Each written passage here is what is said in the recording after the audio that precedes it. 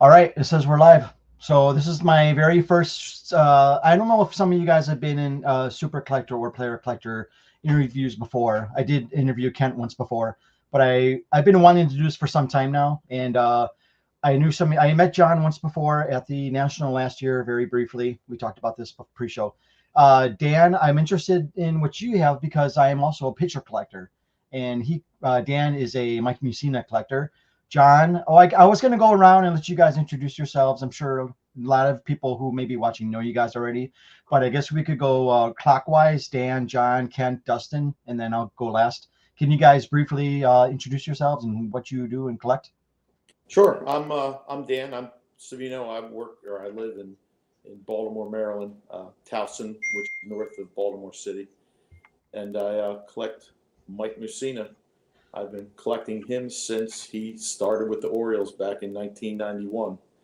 And it's funny, the reason why I collected him was because my grandfather, who was Italian, loved Mike Mussina solely because he was Italian. So, and actually, he is not Italian. When his family moved over here to the United States, they Americanized his name. I don't know what it was originally, but it is now obviously Mussina, but a lot of people mistake him as being Italian like me and my grandfather did. But once I started collecting, I couldn't stop. And he's been the best pitcher the Orioles have ever had since Jim Palmer. So that's another good reason to collect him. All right. Well, I'm John. I collect, obviously, Wade Boggs. I've been collecting since 1978. Been collecting Boggs since the late 90s. And almost exclusively, for the most part, 95% of my collecting was just Wade Boggs until about 4 years ago or so, since I got on YouTube. And then I expanded my collection into vintage. But I live in central Pennsylvania. Actually, pre-show here, I was talking to Dan. Mike Mussina's high school, Montoursville, played my high school, Milton, in baseball. And when Mike was a senior, I was a junior sophomore. And our star pitcher for our team went up against Mussina, and Montoursville only won 1-0. So our pitcher went sort of toe to toe with Mussina, but he was just a little bit better at the time in high school. So I've met Mussina at some Bucknell basketball games. But for Wade Boggs, my mom's originally from Massachusetts, so I grew up always rooting for the Red Sox. And when I decided to focus on being a player collector in the late 90s, he was sort of an obvious choice, and just have been doing it for 25 plus years. So, wow, okay. Kent. Hi, everybody. I'm Kent Corser. I live in the Kansas City area, and I've been collecting Rickey Henderson since my very first set of cards when I was 9 years old, 1987 Topps. Got it Christmas morning. Had never collected cards before that. Didn't even know I was going to like cards. So it was a nice surprise underneath the tree to get this box of cards and figure out what am I going to do with them. I played Little League Baseball, but again, I wasn't a card collector at the time. And so I just started to collate them by team, by color, by stats, really kind of anything you could do, pictures even. And when I did that exercise, there was a lot of Rickey Henderson cards in that set. So I kind of took a pause at that time and said, well, he must be good because he's got a lot of cards. And I haven't stopped collecting them for 37 years. So that's literally how it started. And, even today I got a card. So it's just fascinating how it's one of the few things that, can span my entire lifetime. I feel like that I have really, really good memories about, even that Christmas morning and everything in between. So I have about 4,500 unique Rickey Henderson items. He played for 9 teams, 25 years. There's a lot of stuff that's out there. So I have a tiny blip in the overall Rickey Henderson sphere. But that's what I love about it is that to this day, there's still new stuff. There's still old stuff. And it's as much about the thrill, but it's really all about the relationships over the years. And that's why I love even being on this, because at the end of the day, it's about the people and it's about those memories and relationships far more than any specific item that I have or meeting Rickey or autographs. Those are things. But it's this and what we're doing right now that I'll probably remember far more than any very specific Rickey thing when it's all said and done. So again, appreciate being on here tonight. Thanks, All right. Dustin. I'm Dustin from Dustin and Blake on YouTube, and I live in southern Minnesota. I'm a Kirby Puckett super collector. In 1991, I was 7, turned 8 years old during that baseball season, and what a lucky time for me to just get into baseball, because that was the year that the Twins, my home state team, went to the World Series. At the time, I didn't really have a favorite player. You know, I was 7 years old during most of that season. Didn't really, know a whole lot. I liked some of the players. But then when I watched the World Series, Game 6, Kirby was the hero. He made a brilliant catch. And then every commercial break, I was pretending to be him making that catch. And then he walked it off with a home run. And so from then on, I was a baseball fan, and I was a Twins fan, and I was a Kirby Puckett fan. Collected cards till about the mid to late 90s, and then gave it up. And in 2017, I believe it was, my son, Blake, started to collect, and I started to collect with him. We eventually got on YouTube, and that sort of lit the fire to really collect. And in 2018, I think it was 2018, me and some other friends on YouTube realized we had about the same number of I had Kirby Pucketts, one guy had Emmett Smiths, one guy had Derek Jeters, and we all kind of organically came to 300 or 400 cards, somewhere around there. And we kind of decided we were going to race to 1,000. And that sort of kicked off all this super collector stuff and the group and everything on Facebook. So, all right, thank you. Some of you guys may know I am a Mark Buehrle super collector. I'm from Chicago, and I love pitching, and so he would be the one to I don't know, he might, I think he might be the best pitcher of all time for the White Sox. Obviously there are some Billy Pierce and there's some older ones that are thrown in there, but before I collected Buehrle, I was a Don Mattingly super collector. And AK Daniels in the chat, he's a huge Don Mattingly collector. Aaron, okay, I didn't know his first name. I always saw him as AK Daniels, but Aaron, I believe he's also in my Don Mattingly Facebook group. I've been running a Facebook group for some time now, Don Mattingly Tribute and Resource, I think it's called. And I used to collect Don Mattingly. I was PSAing his master set registry. I was second at one time, and I had maybe 800 graded cards in his registry set, so I spent a lot of money. And keep in mind, this was back in like 2011 when cards were like $450 a piece to grade, and or $425 even. But this past national, I actually sold that entire collection, which I had stored in my friend's Chicago suburb basement, and I sold that entire collection to a fellow Don Mattingly collector who is in the Don Mattingly baseball card group on Facebook. And he came up from Evansville and bought everything and drove back, and so that was awesome. I was able to meet somebody who took on my collection, and I'm sorry, I stopped collecting him when I moved to Korea 11 years ago, and then I started collecting Buehrle. And I don't grade any Buehrles. I do have some Buehrle cards graded, but I mostly collect them and keep them in binders. That's going to be one of my questions for you guys, is how you store your collection. But yeah, so I'm a Mark Buehrle collector, and I was a former Don Mattingly collector. And so actually Wade Boggs is probably my second favorite player after Don Mattingly when I was collecting Donnie. So I had thought about collecting Wade, but I did not go down that route. All right. Yeah, I guess I could have talked more. So I guess what I want to ask you guys first is, I guess maybe we can go with favorite cards. I know I had asked some of you guys maybe to set some of your cards. I have access to my cards right here, but do you guys want to start there? Like, what are some of your favorite cards for your player? Is that okay? Yeah. You still want to go clockwise? I'm sorry. I guess I could start. I do have some right here. How about maybe you don't have it in front of you? Well, let's just, if you have a card in front of you, let's share those. But I was going to also ask you guys, what's your favorite non-relic, non-auto card? And what's funny is I used to not like Topps Heritage or Bowman Heritage. I didn't like I don't really care a lot about vintage designs, but I have come to appreciate them more and more. But I want to share with you guys here is a 2006 Topps Heritage Chrome Refractor of Mark Buehrle. I love this card. I guess this is the best I could do as far as showing you guys. Maybe I could take it out of the top loader. But I love the refraction on this card, and I love the image used for this Mark Buehrle card. But yeah, it's just very simple. Obviously has the vintage back, numbered to 557.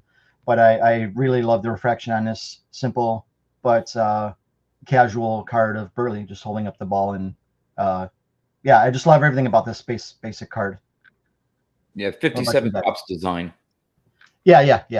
I just love this card. And I'm sorry, I'm not big on in-person autos, but if I were to get a card signed, it would probably be this one. Because Buehrle is like a hermit. He never, as far as I know, he never gets out to shows or anything like that. So I don't know if that'll ever happen. And I'm in Korea, so it's going to be difficult. All right, Dan or anybody else you want to share? Again, it doesn't have to be anything like this. It could be anything. I'm sorry, and I'll make you big so you can actually see the card. I didn't do that for me.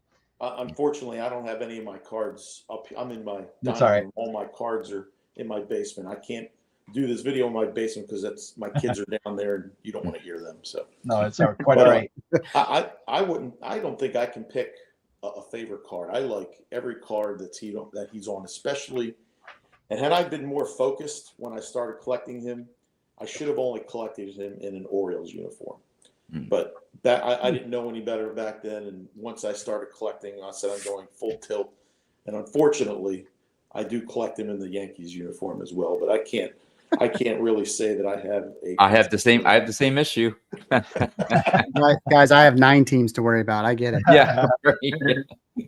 It'd be much better for my wallet if I only selected him in an Orioles uniform. But because I have to compete with Yankee collectors too when I want to get some of his and those are some of the most they love their players. I don't particularly care for Yankees. I was not heartbroken when he left the Orioles to go play for the Yankees. I understood he had to go where it was best for him, but I collect him anyway. But I don't think I have a favorite card of him. But I probably opposite of you, Dan. I actually really like the vintage. I like all the heritage cards because I like the older designs. I actually like the originals, but I can't collect those. So I do like the heritage designs, probably the best. Okay. I pulled several because I didn't know where this was gonna go or whatever. But so Dan, I can probably make up for maybe cards that you don't show off. But sure. I guess my favorite non-auto, game used base card has to be his 84 Topps. I love that design. I like this even better than his rookie, and I like this so much. This is the only copy I have graded. I don't like you, Dan. I don't have a lot of graded Boggs cards, but I have over 1,000 of his 84 Topps cards. Wow. Why? I'm crazy. That's why I started. I started seeing these lots on eBay for 20 or 30 or 40 84 Topps Boggs cards that were pretty cheap, and decided, okay, I'll buy some. And again, not very expensive. And all of a sudden, I realized I had 500, and I'm like, well, if I have 500, might as well go for 1,000. And it probably took me 6 months to pick up through various lots on eBay of this 84 Topps card. So that's probably my favorite base card of his. Then on a unique side, I think I'd have to say my second favorite card, although I had just like you, Dan, it's hard to pick a favorite with all the cards that we have. But this one came from last year's National, and Wade was opening some packs of boxes of Leaf he was signed by Leaf and was with Brian Gray in a little studio as they were opening some boxes.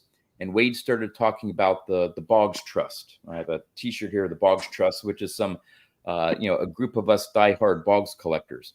And it got to talking, and Brian said, "Hey, how about I create a card unique for the Boggs Trust and only available to the members of the Boggs Trust?" And there are about 13 of us. And so they came up with this design, had Wade sign it. Wow, nice. And a fellow YouTuber, Scott Reindeer Studios, created the design for us. So there's the Boggs Trust. This is an official Leaf metal card, and it's serial numbered out of 14. Wade has serial number 1. The biggest Wade Boggs collector, my buddy Rich, has serial number 2, and I have number 3 out of 14. And Leaf designed it, sent it down to Wade to get signed and returned, and then distributed out to the Boggs Trust members. So this is a very unique, not quite one of a kind, because there's 14 of them, but done just because we're collectors and fans of Wade Boggs. So that's a very special card in my collection. It's very unique, very creative. If I had to pick an autograph card, I probably have to go with this one here. This is from 2004.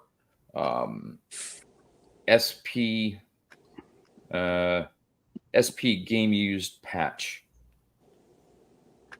Ooh, nice. What 10? And that is a really nice Jackie Robinson commemorative patch. Oh, okay, nice. Wow. It's a sticker autograph, but I just the purple and the image of Boggs and that Jackie Robinson patch it's gorgeous. Just love the look of it. So that's probably my favorite auto card. I like the image used for Boggs. Yeah, this is my second favorite, just because of the sort of the color match. Oh, nice.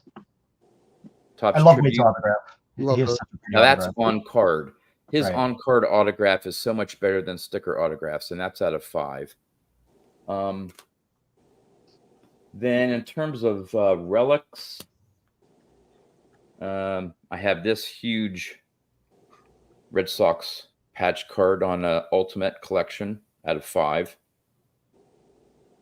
And then Sweet Spot Classic, a huge away jersey patch out of 25. And then finally, the very first Topps Tier 1 bat knob of Wade Boggs. Oof. Cool. And with his number 26 on the bat knob. So that was they did Tier 1 before this, but this was the first year, 2012 was the first year they had a Boggs bat knob, and I have it. So 1 of 1. John, I know you have some interactions with Wade other than when you meet him. Did you happen to maybe didn't occur to you, or it doesn't matter? Did you ask him about that bat knob, or like when he might have used that specific bat? No. I know the 26 here. The way he wrote the 2 and the 6. Yeah. I think that is an earlier bat, because normally he doesn't have that little squiggle there in later bats. So I'm thinking it's an earlier bat, but no, I haven't asked him specifically about this card and when he thinks the bat knob. But man, if you look at that, they made that thing so razor thin. I mean, it's because of course they used the entire bat for pieces, and man, they cut that thing razor thin, but it's still the bat knob. That's beautiful. So I'll let other ones chime in. I have some other stuff later on, maybe that I can show off and stuff, but I'll keep the discussion going. Okay. Who wants to go next? I can jump in. All right. I have some cards in front of me, but not necessarily to answer this original question. I think one of these original questions was, what is your favorite what are some of your favorite cards, but really what's also one of your favorite non-auto, non-relic, like a base card. Right. And Rickey's had some amazing cards. So 1982 Topps, I probably don't even need to have it because a lot of you might even be able to visualize that card. Coming off of 1981 Topps, which happens to be my least favorite Rickey Henderson card. Let's start with 1980. Rookie card, one of the most iconic, amazing rookie cards out there. Then you have 81, which was a complete letdown, in my opinion, in terms of just the picture that was used of Rickey. It looks like they caught him off guard. And he's just staring at the camera. But then 82 was the first year where you actually see him in action leading off about to steal. So it's got him in those classic athletics early uniforms, which I think are the most elite uniforms and colors. And you can just tell he is about to take off. So that's always been one of my favorite base cards for sure. But I literally have to go with 1987 Topps because it was my first card. Born and raised in Kansas City, I'm a Royals fan. You don't root for the Yankees, especially in the 80s like that. So it was a leap of faith to go to card shows and say, hey, can I look at Rickey Henderson? Because they kind of look at you like, what? Are you serious? I'm like, yeah, I got like maybe some George Brett stuff you might want. So it's easy for me to do trades in this market because they wanted, Frank White and Willie Wilson and later on Bo. So it was actually much easier for me to acquire some Rickey Henderson stuff. But that 1987 Topps is super special. It holds an extra special moment because, again, it was Christmas morning. My dad is the one that got me that set of baseball cards, again, not knowing if I was going to like them or not. So my dad passed in 2014. And what I did to honor that is I had an artist named Matthew Lee Rosen. You guys might have heard of him. He does gum art. It's painted gum to look like, gum on all of our junk wax cards. So we did a 1987 Rickey Henderson. And then in the back, he honored my dad's photo. And again, it's really kind of hard to tell, but if you guys could see it, or in person, it literally looks like gum with the wax on there and everything. That's cool. So this is a very sentimental card, obviously for multiple reasons, but again, tied to that, this is where it all started. So of course I have to have 87 Topps up there. I love 93 Finest, my 93 Finest refractor, which, jump started that whole refractor niche, and obviously still is today. That card's beautiful. It's green, so it goes really well with the Rickey yellow jersey that he's wearing. I think it's a spring training jersey. So I always view cards kind of like by each decade, especially with Rickey, because it's gone on for so long. Starting all the way back to his 1977 minor league Chong rookie card, which I'm lucky to have. It's a very, very rare card. It's probably one of the rarest actually minor league cards out there, especially for a Hall of Famer like Rickey. So super blessed to have that. But then I love, like the Hope Diamond from, 2011 Topps. I love a lot of the modern cards, but I always gravitate towards, and I think we've even talked about it on this, the retro designs, because that's what holds dear to me. And I like unique photos. And these days on all the newer stuff, it's just a repeat photo over and over and over again. And I've gone on rants on social media and stuff, pleading to Topps, like, come on, Rickey played for 25 years. Why do we have the same 6 to 10 photos over the last 200 product releases? It doesn't make any sense. So that part gets a little boring. So I love where I can go back and look at my older cards, and they all had unique photos front and back. And so yeah, those are some of my favorites. All right, cool. Thank you for sharing, Dustin. Okay. So as far as a base card that is not autographed or memorabilia, I don't have one in front of me, but the 1986 Topps is one of my favorites. But I do have this, that Reindeer Studios, we already talked about him. Drew this for me, drew it and based off of the photo on the 1986 Topps. So, one other thing I forgot, since John was on talking about his favorite Wade Boggs card, 1984 Topps. I have a favorite Wade Boggs card. It's the 1991 Topps. Yep. I love that card. It was one of the first cards I ever pulled out of a pack as a little kid, and it just goes so cool with the clouds in the back. I had this autographed one. I also have one in a PSA 10. So I do have a few Wade Boggs cards, but Nice. Very digressed a little bit. Can't mention the 93 Finest. I do have the refractor right here. beautiful. Hard to see with the glare, but this one got some cool, it's got a little cool story with it too, with me asking a couple of YouTube guys for advice on it. It was in a SGC 9 slab. I broke it out, and the only reason why I broke it out is because the card was like pressing against the plastic, and there was like a, I don't know, you could see it. It looked weird, so I busted it out of the, after emailing SGC and asking if they thought it was going to stick. They said no, and they said to leave it in the slab, and I broke it out. And then this one I've shown probably 100 times on my channel. It's the 96 Leaf Signature. Mm-hmm. And at the time when I bought this, I was working my way up to 1,000 Kirby's, and I had 997, and I bought 3 big cards, and I had only had 1 Kirby autograph up to that point, and 2 of the 3 that I bought were autographs, and this was the 1,000th.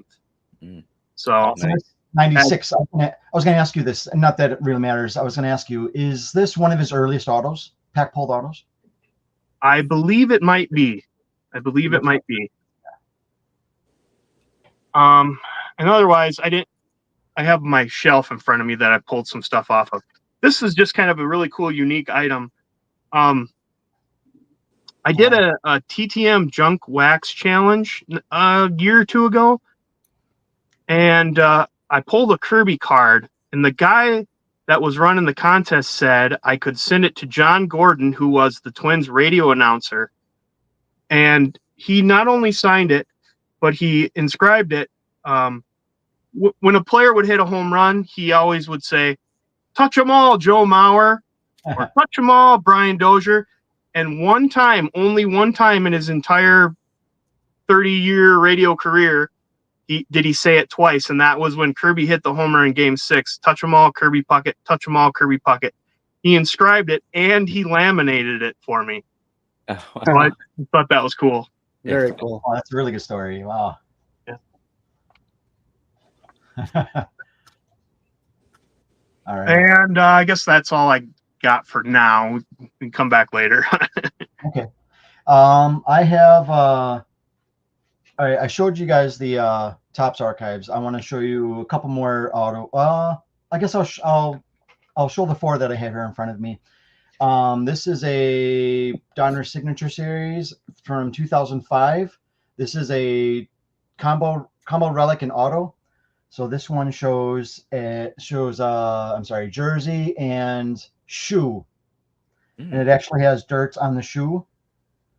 And this is his earlier autograph. He has a newer autograph, which is less legible. But I love his older autograph. You could actually see it says Mark in an attempt at Buehrle. So this one is a gray jersey and the black shoe with some dirt on it and his autograph. So I do like this one. This one is out of, is it unnumbered? It is unnumbered. Wow. Okay. So can you believe that? That's actually unnumbered. Okay. Yeah. I really like this Tools of the Trade. You guys have probably seen this one. Maybe your player has some of these cards. This is 1 out of 10. This is a trio relic, and it's got the fielding glove, batting glove, and hat. So I really love this one too. This is out of 10. Awesome. 1 out of 10. The other 2 I have here, this one is out of 10. I believe it's, I'm not sure if it's copper or gold. It is a Topps 2001 Topps Reverence autograph patch card. Oh, that's nice. That is, Yeah, this is one of my favorites. I have another one that's similar from the previous, or I think it's 2022, and it might be, I don't think it's gold, but it is out of 10, but it looks very similar. You would think they're from the same year. They look so similar, but yeah, I really love this one. And that is his newer autograph. Mark is less legible, but yeah, I love that one. And another one that I really love is, I'm wondering if any of you guys have something like this, is a trio auto with Fisk and Thomas. Oh, And That's this is nice. yeah, this is one of my favorites. This is 9 out of 9, and I really love the patch auto, the patch that's used for Buehrle on this one. There are some lesser ones like of 18 and 27, which have like basically a normal swatch, but the fact that there's actual patch on this one is why I wanted it so bad. But yeah, this is one of my favorites, of course, being a Sox fan. Yeah. Yeah. That's perfect. Okay, let me exit out of here. All right. What some of the questions I did want to ask you guys is, and it's something that we would understand and appreciate, and not necessarily something that someone watching would care about. But what I want to ask you guys is, what are one or two of the non-serialed, non-chase cards that you have never been able to find? Whether it's like, all right, so the one I'm thinking of is the it's either a red or a purple. It's from it was Upper Deck. It was from like 2003 or 2004. I'm brain farting on the set name. Is it the Power Up set? No, it wasn't Power. No, it There's was a from Upper Deck that had like points based on the color that aren't serialized. yeah, these The higher weren't the serial. points, Yeah, the rarer they are. it might be something similar. It's oh, I wish I could pull it up in front of me. It's they had purple, red. It wasn't FX. Purple, red, blue, green, and black. Those are the 5 colors, and 2 of them were I have never been able, never seen for sale. But this is just I'm sure there's lots of them.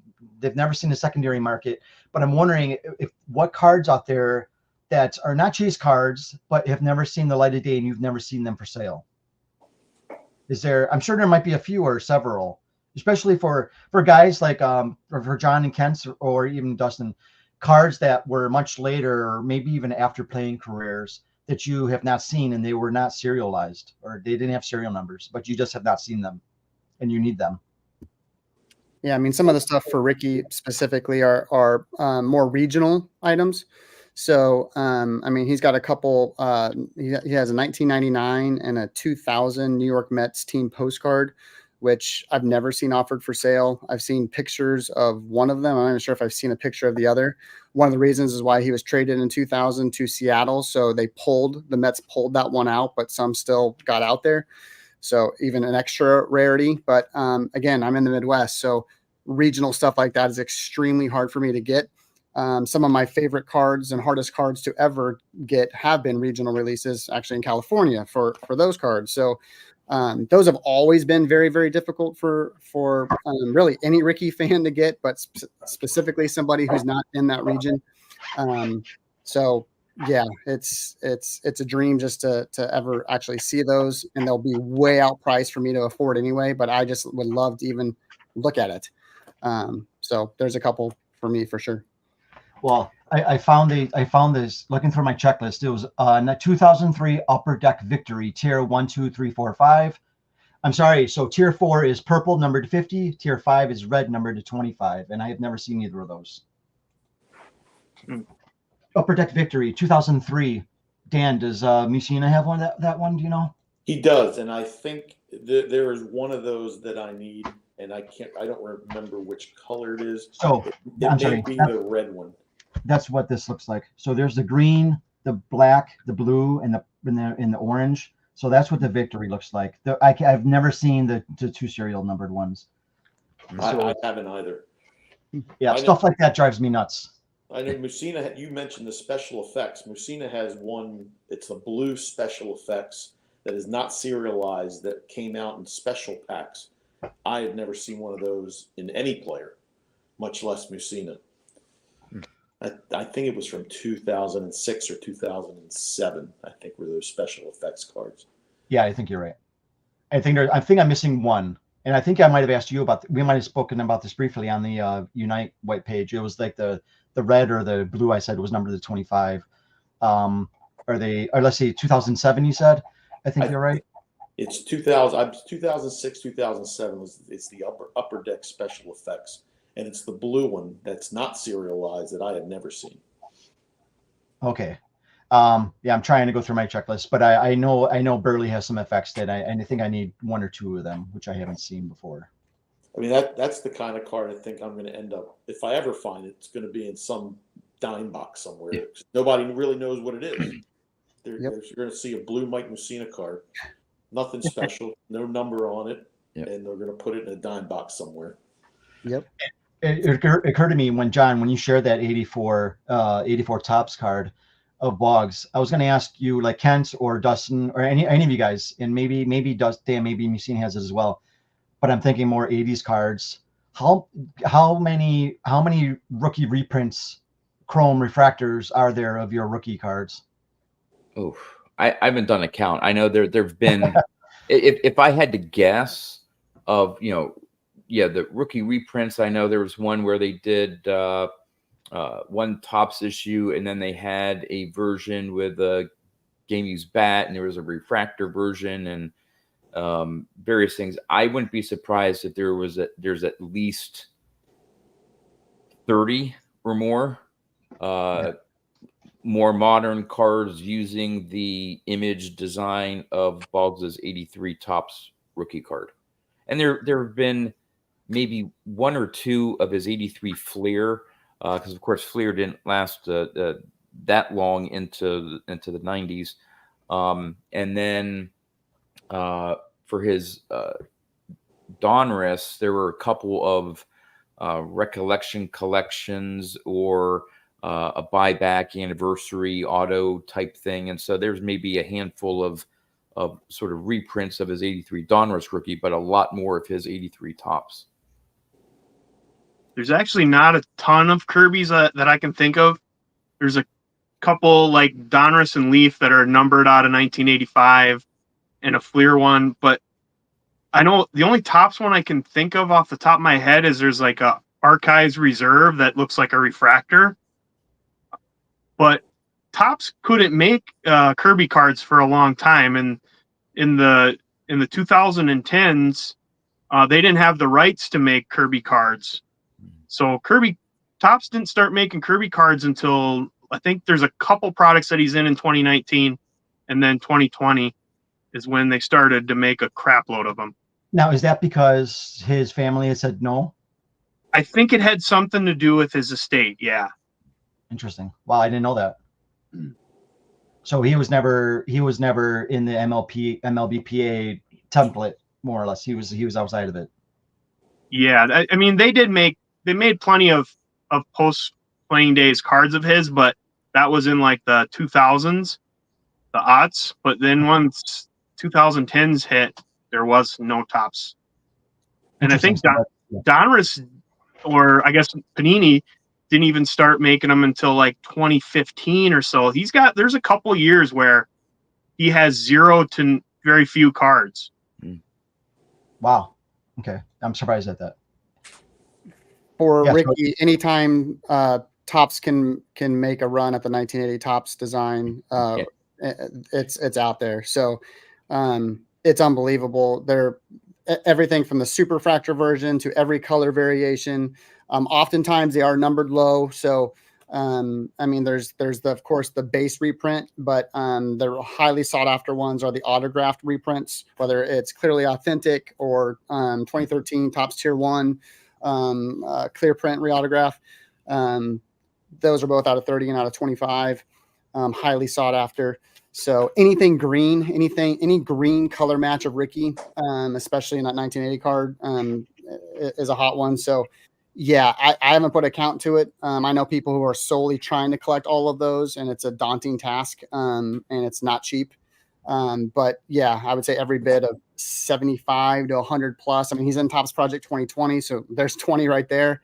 It just goes and goes and goes on and on and on. So even just, last week when that Andy Friedman Spotlight art set came out, Rickey's got a card in there with 9 different parallels, I think, if not more. So, yep, it's unlimited.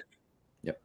Yeah, I'm trying to think about this as far. All right, I said I didn't want to get too deep into the weeds as far as like we all bid on a specific player, and there are competitors. And John just mentioned there are 13 other people in the Boggs Trust alone, and then there's going to be a lot of other collectors. I would imagine, Dan, you and I have the least competition. I'm sure you have competition, but as far as like, I guess it doesn't really matter how many people there are, as long as there are people competing for your cards. But admittedly, knock on wood, it being a Buehrle collector, I would say you guys might qualify him as maybe a semi-star, Mark Buehrle. You'd say. I wouldn't say, I don't know if he's a star, but by price standards of what I'm paying for his autos, I'm sure it's not anywhere close to what you guys are paying for any autos or like low numbered serials. But what's crazy is occasionally I'll come across a card that will go for way more than I thought it would. But I think it's because that person is a set collector of that card. That's the only reason why I might come across some cards going way higher than I thought they would.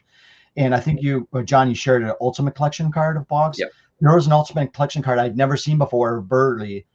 I forgot what is maybe numbered to 25 or 50. I bid like $85 on it, which I thought there's no way no one's going to get it. I'll get that card. And it went for more than that. And it had to be because it was an Ultimate Collection, someone collecting that set. I mean, have you guys ever had that issue where someone's just collecting that card? He's not necessarily, well, I guess we don't know that, but he might not be a fan of that player. He just wants to try and complete the set. Oh yeah. Me and my Rickey friends, we know when we've lost out on some that it's gone to a set collector, and they would put unlimited funding towards it. And some of these get into, 4 figures. So it's intense, and you're just shocked, like, wow, how did that happen? But it's the one card that they needed or whatever. And it just happened to be Rickey. So yeah, it's happened before. I was not one of the high bettors, by the way. Not me. But yeah. Yeah, I come across certain sets where I know if a card comes up that, yes, there's going to be a lot of competition on it, not because it's Boggs, but because it's the particular set or subset or insert set or whatever. And of course, since Boggs played for 3 teams, I find, just like you, Dan, on the Yankees side, that there's more competition on cards of Boggs in a Yankees uniform than there is in a Red Sox uniform. I think there are a lot more Yankee collectors out there than maybe Red Sox collectors.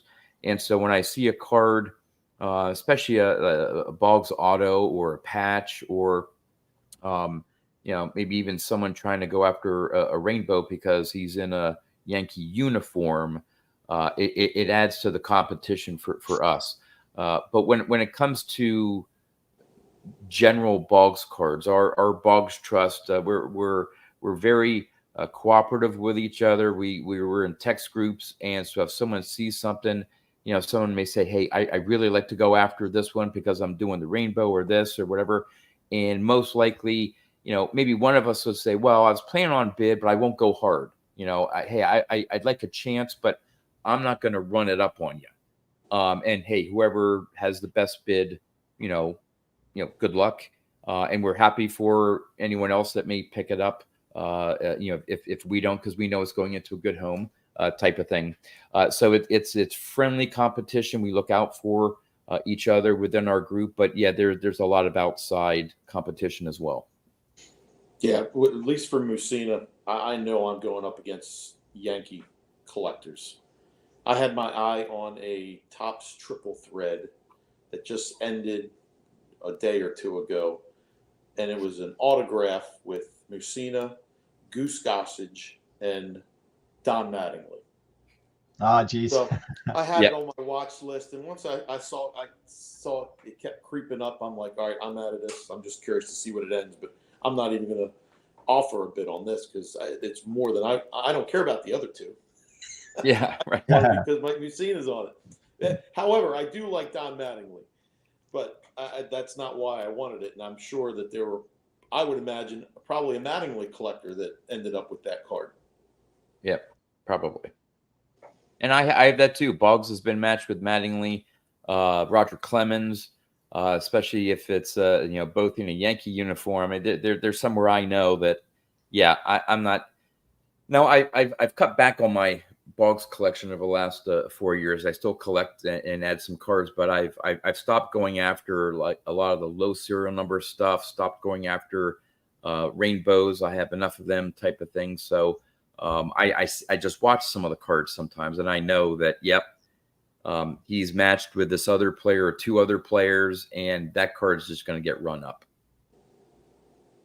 Yeah, I don't know so much about set collectors, team collectors with my Kirby's, but I do know that sellers value his cards a lot higher than they should, in my opinion.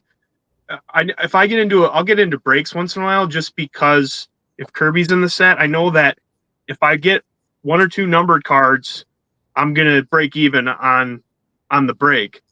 But it's like, a big set recently, especially among the super collectors group, is the platinum anniversary, Topps Chrome platinum anniversary, and all the parallels.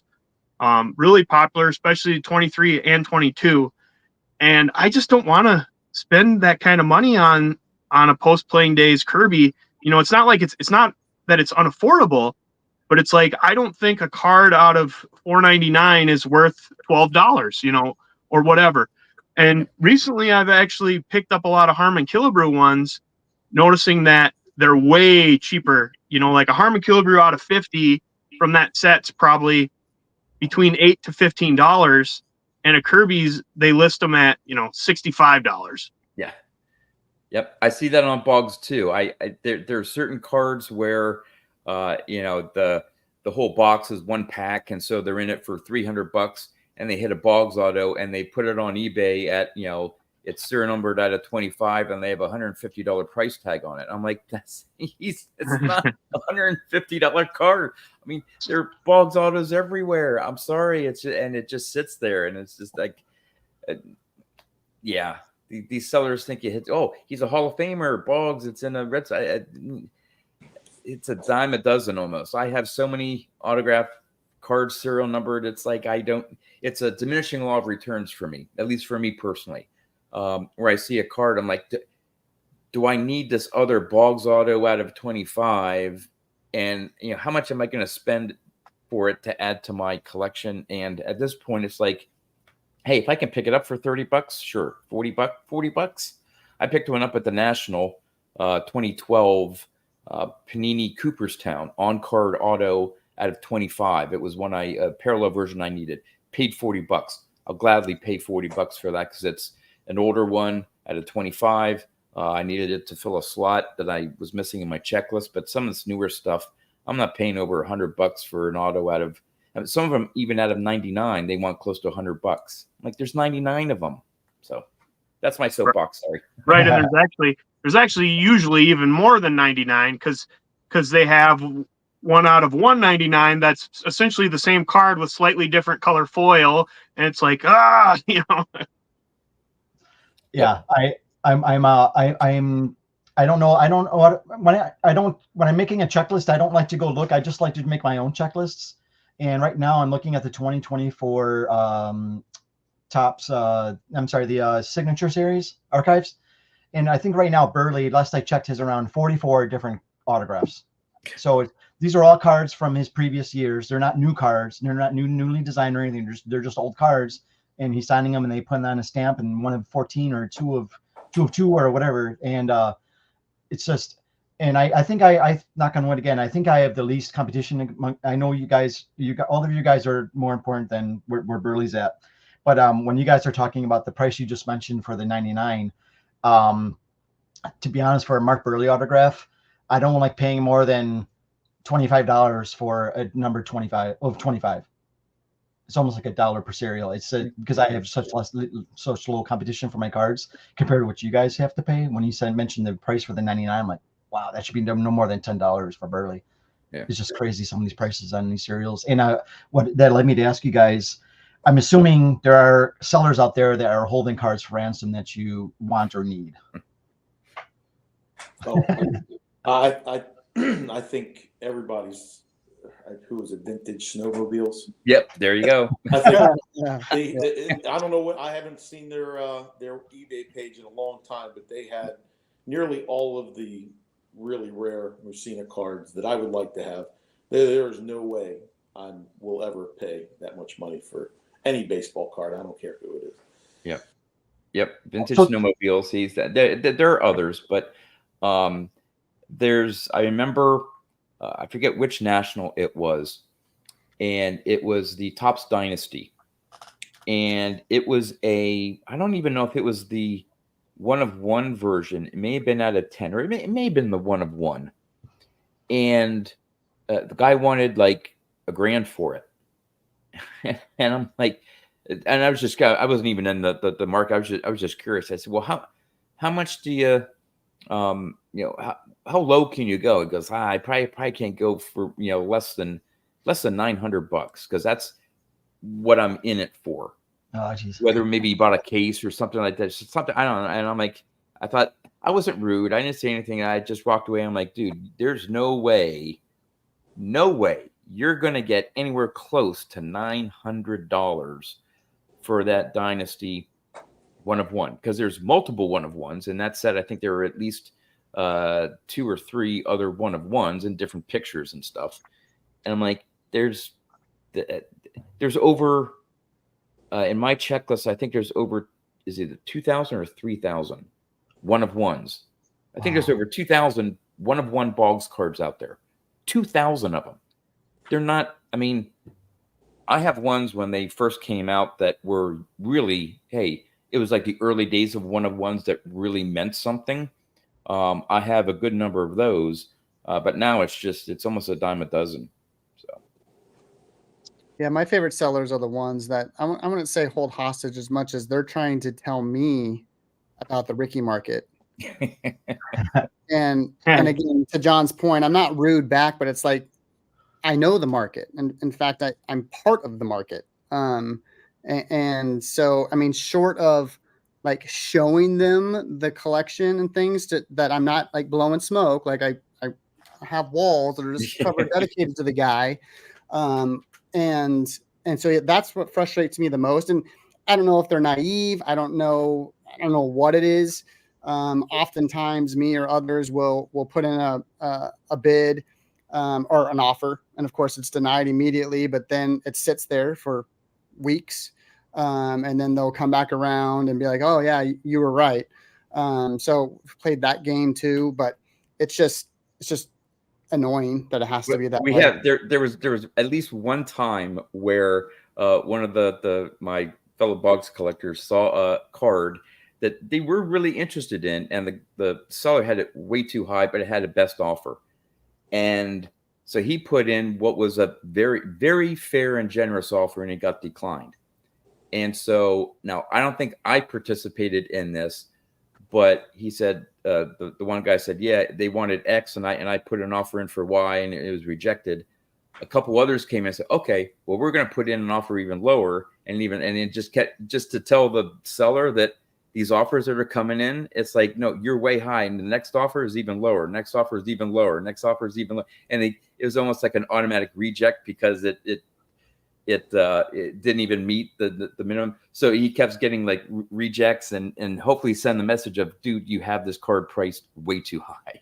My question is, I haven't sold anything on eBay in 40 years.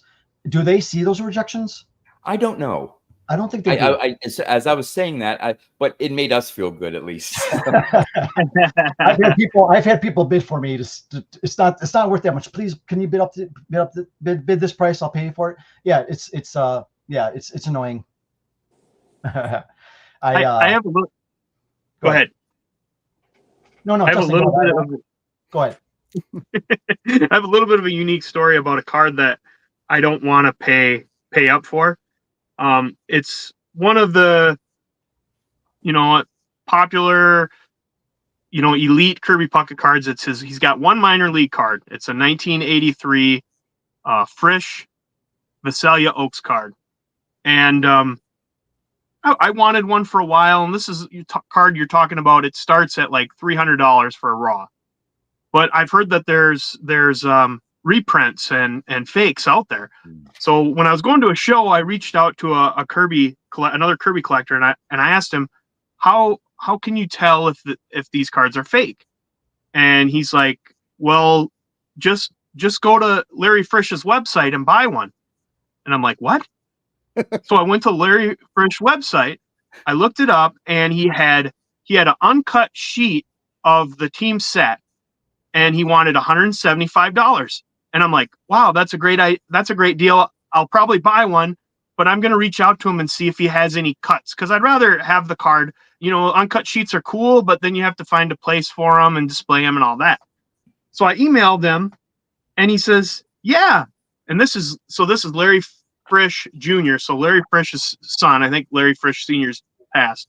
Yeah. He says, yeah, I have some of these. I'll put them up on the website. So a while later, I go back on there, and now the uncut sheets are now listed at $350, and the sets are listed at $300. And I'm like, what's going on here? Are they still printing them today? If they have the same card stock and they're still printing them, there's no way to tell that they're fake, And it's just like, how many of them is there out there? So now I won't buy one unless I see one for like $100. I'm not going to ever buy one, I don't think. Yeah. Yep. There's a Nestle. You'd mentioned a card that that maybe not you don't ever see, but one that you rarely see that I don't have. There's one from 1990. It's called Baseball Card Math. It was, I don't know if it was part of a educational thing, but there's I don't know how many cards are in the set. Maybe 60 cards. Have a lot of all-time Hall of Famers, and they're a little oversized, and like drawings of the players and stuff, and some stats on the back. You occasionally see some show up of the other players, and there was one time, I think a couple years ago, I saw one pop up. I forget what they were asking for, and I'm like, that's a little bit too much. I'll maybe wait, and someone grabbed it, and I haven't seen one since. But he has a known fake. I'm trying to think what year. I'm looking at my checklist here. 1981 Nabisco. So his 81 Puckett is his true minor league rookie card. But there's a Nabisco out there that's a black and white image with red Nabisco. Nabisco never made a card, like not even of any player, I don't think, but especially Boggs. And it's out there, and it's absolutely a well-known fake. But I just want it because it's like one of those, because I have a fake black and white. Is it 84? 84. Yeah, a 1984 Nestle black and white. They never made an 84 Nestle of Boggs. There's an 84 Mattingly. And that's a higher end version of his rookie card, but they never made there's no black and white Nestle. It's a known fake, and I have a copy of it just to say I have it, but I note it as it's a fake. So yeah, Mattingly. Yeah. I think Mattingly had two customs like that of Nabisco, with him standing he was just standing up there with his bat in a minor league. Everything's a minor league uniform. Yeah. Yeah. Aaron said I was right. Yeah, he has two of them, and yeah, they were customs. They weren't actually real, but they are sought after. Yeah. Yep. I did want to share this with you guys. I was going to ask you. Obviously, you don't have to mention the price, but I was going to ask you if you have it in front of you or next to you, you could grab it. Otherwise, you could just tell me.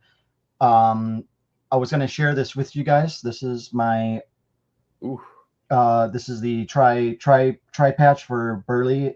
By the way, he did play for 3 teams. He didn't play just for the White Sox. He played for Marlins 1 year and the Blue Jays for, I think, 3 years after the White Sox. But this is my most expensive card. And I paid around, again, you don't have to mention a price. I paid around $3 something for this. And I couldn't believe how much I had to go up to get this, but I had to grab this.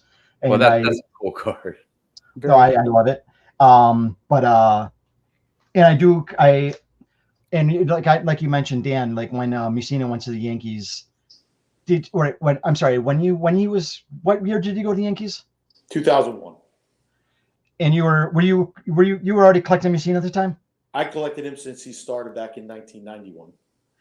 When he went to the Yankees, did you think was there any inkling I don't want to collect these cards? No. Okay, good. I'm good. I'm happy to hear that. I'm collecting cards no matter what. The fact that he left the team, I was upset that he left the team because I love the Orioles, but it didn't dissuade me from wanting to collecting his baseball cards. But like I said earlier, I wish I had more of a focus and only collected him in an Orioles uniform. I'd have a lot less cards, but it would have been better for my wallet had I stopped collecting him in a Yankees uniform. By the time I started collecting Boggs, he was already on the Yankees. It was around the 96 World Series. So I knew that if I wanted to, when I started, my goal was to get as many different cards of his. So I knew I was going to be into getting Yankees cards and, of course, ultimately double race cards. So going into Boggs, I already knew that there was going to be some multiple team issues and it wasn't just going to be Red Sox.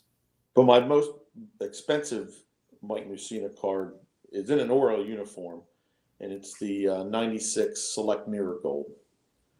Oh, So I'm missing that one from Boggs. Somebody put up, I don't know if it was Probstein or PWCC put up like an entire set, graded set of the Select Mirror Gold. Mm-hmm. I want to say in 2017, because that's when I bought mine. Yep. And even in 27, and I think they had the other colors too, because I ended up with the blue, and I had already had the red that I had bought, excuse me, years ago, ungraded, that I had no idea really what it was. But I ended up getting the blue and the gold in the same auction. And yeah, I'm missing the blue and the gold. And I remember I was dating my now wife at the time. So yeah, 2017. I remember watching it, and I thought I told her, I said, look, this card doesn't come up that often, and when it does, it's a buy it now, and they want a just huge amount for it. I said I'm gonna, and I forget what my high bid, and I knew it was gonna. It was one of those things. I was going to bid the most I could, and I knew I was going to get blown out of the water. I think my maximum bid was like 600 on it, and it went for like 2,500. It was like something like this. I'm like, just that's the one. I have a group. I have some here if we get to it, but I have some really rare. So for super collectors, especially for the 90s, there are certain, rare cards or key cards from the 90s and stuff. I have most of them except the 96 Select Mirror Gold. That's the funny, one big one that I say that. I had that same conversation with my wife as that auction was about to end. I told her, because I if I'm not mistaken, I think that auction ended in November, which was not far away from Christmas. So I told my wife, I said, just to let you know, I'm going to bid on this card and I'm going to win it. And she's like, what does that mean? I said, well, I'll let you know in a couple minutes here. Fortunately, I think I got a steal looking back on it now. I think that the gold I ended up getting for, I think, $580, and it was graded a 9. Yeah. The blue I ended up getting for $120, and that was graded an 8. Yeah, I probably can't buy a blue for maybe less than 500 for Boggs.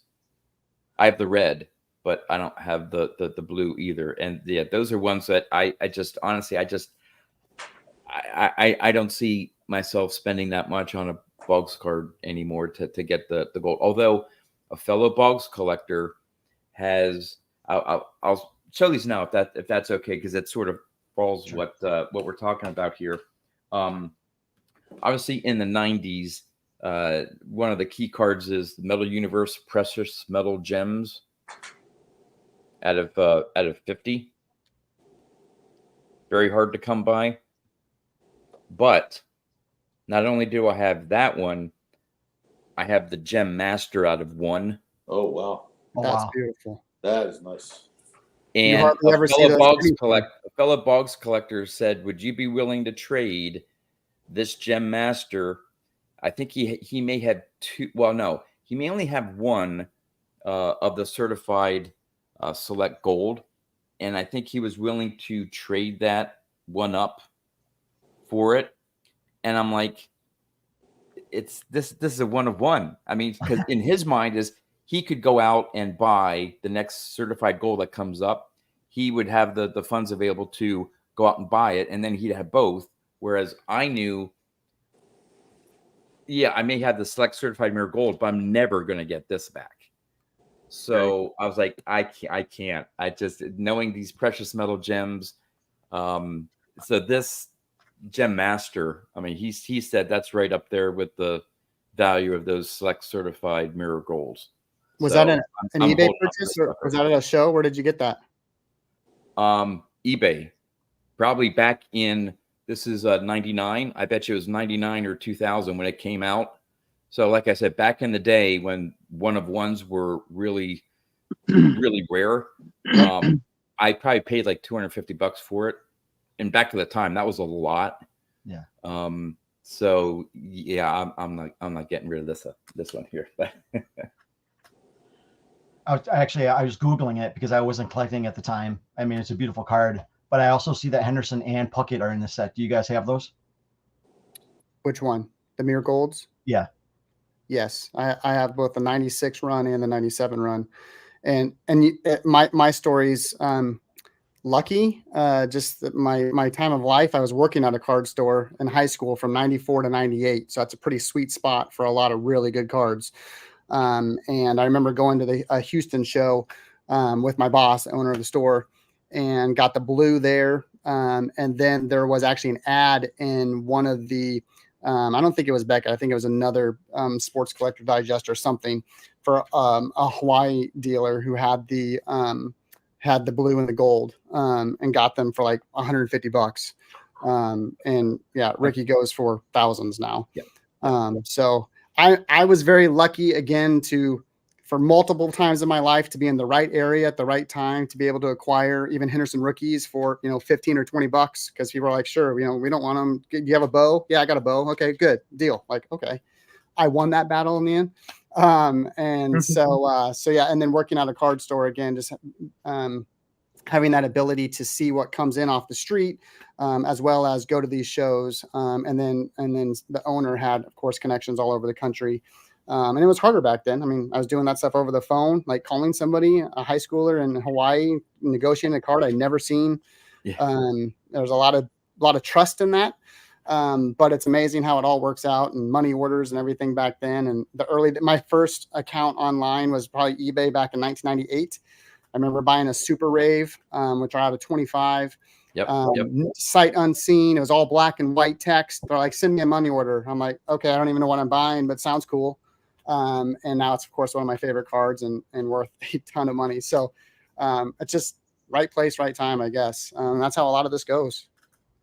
Yeah, I didn't pull that, but I have one of those, the was it Super Rave? Super Rave. Yep. The Circa Thunder. Yep. Circa Thunder. Yeah. Super Rave. Yep. I have that. I didn't pull it, but the most expensive card is this Tier 1 Bat Knob. Oh, sure. Again. Most expensive card I ever, most I spent on a Boggs card, and I think it was around $500 or $550. Okay. And my most expensive, by the way, was that 1977 Chong minor league card I talked about. Black and white. It's a terrible autograph or terrible photo. They misspelled Rickey. That's part of the lore about it. There was a flood or a fire at the factory, so there was supposed to be a lot more printed than what actually survived. So that's another part of the extreme rarity of that. And it was regional based, so you couple that all together, and yeah, I had to work a lot of hours in college to pay for that. And absolutely no regrets though, because it's probably quadrupled, if not 6-7x what I paid. So yeah, my most expensive one was the one I already showed, my 93 Finest Refractor. I can't remember how much I paid, but I paid a lot for it, in an SGC 9. I don't have any of the selects certified from 96. Is it 96? Yeah. I just Googled, to be honest, I didn't know a lot about Kirby, and I just Googled him, and that was his first non-playing year. Yeah. So that's the thing, is he retired after the 1995 season. So he doesn't have very many of these ultra rare late 90s cards, but he does have that. And to be honest with you, I don't know if I'll ever own them because I don't like the card. It's like a really awkward picture of Kirby. He's getting like tagged out on the baseline, and I'm not going to pay, like $2,000 for a card that I don't think looks nice. I really like the 95 Select Certified Mirror Gold, but you're talking like a $75 card compared to like a $2,000 card. Yeah. I don't know. I mean, maybe someday, but I'm not targeting that at all. My problem with this 96 Select Certified Mirror Gold is I don't like the image that much, and he's in the Yankees uniform. So, you know, these rare cards that I have, it's all Yankee uniform, Yankee uniform, Yankee uniform. I'm like that. None of them are like in a Red Sox. I mean, if because he's always going to be a Red Sox to me. I mean, so I prefer cards with him being in a Red Sox uniform, and all these ultra rare cards, these really super valuable, they're all in a Yankees uniform. So. Yeah, Rickey in his 96 select set's a Padre, and I liked his print with the Padres, but I have since made a custom with him in an A's uniform, basically in the exact same imagery as that Padres one, just because, yeah, I wanted to get a mirror green. They never made mirror green, so I got a mirror green A's one made. So I echo that. It's actually, Aaron had a question for you guys. Let me try and share it here. Obviously, two of you do collect stuff. You guys are all super collect cards. You also collect other player related items besides Kent, obviously. I do not. I collect solely baseball cards and nothing. I do have some other signed baseballs and a bat, but people gave me those things. I didn't actually go out and seek those. Yeah. So for me, it's just strictly baseball cards because they're easier to store also. they take up less space. Yeah. If you had watched my YouTube channel more than about a year ago, at my previous house, I had the Boggs room set up where there probably wasn't a total of 6 square feet on all 4 walls that was not covered, sort of like yeah, you can't, that it was just full of stuff, but posters, pictures, you name it. These are some autographed jerseys in the background. They're not game used. One day I hope to have a game used Red Sox jersey, but right behind me there is a Red Sox game used cap and Red Sox cleats that I bought directly from Wade last year. I have some Yankees cleats there, a one Red Sox batting glove and dual batting gloves from the Yankees. So I do have some game used items back right. That's a Red Sox game used bat, then a Yankees game used bat, then a Devil Rays game used bat. And then the other 2, they're just autographs. So I do have some game used memorabilia and a whole bunch of posters, magazines, you name it. Right now it's all in the basement until I can redo the convert the basement into my man cave, and then I'm gonna probably rival you again and just have everything up on walls and but for now this is what I'm working with. Yeah, and like I was all cards for years. I mean, probably until the late 90s, to be honest. And everything was in bins. I didn't have a place to showcase them. Again, I'm in college at that time. And it really wasn't until 2018. I mean, guys, it's 2024. It wasn't until 2018 when I moved into this house and specifically walked down into the basement and said, ooh, there's some potential down here. That I actually got everything out. At our previous house, everything was in bins and a 4-foot crawl space. My back has hurt ever since.